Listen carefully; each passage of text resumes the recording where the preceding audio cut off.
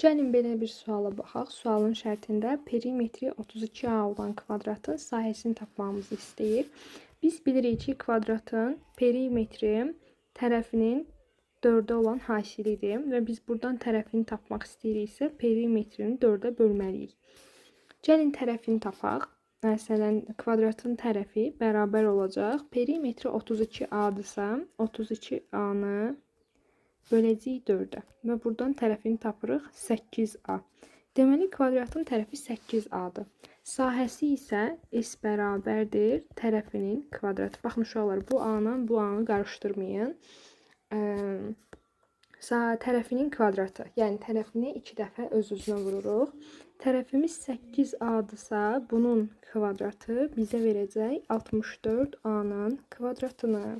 Cavab olacaq D variantı.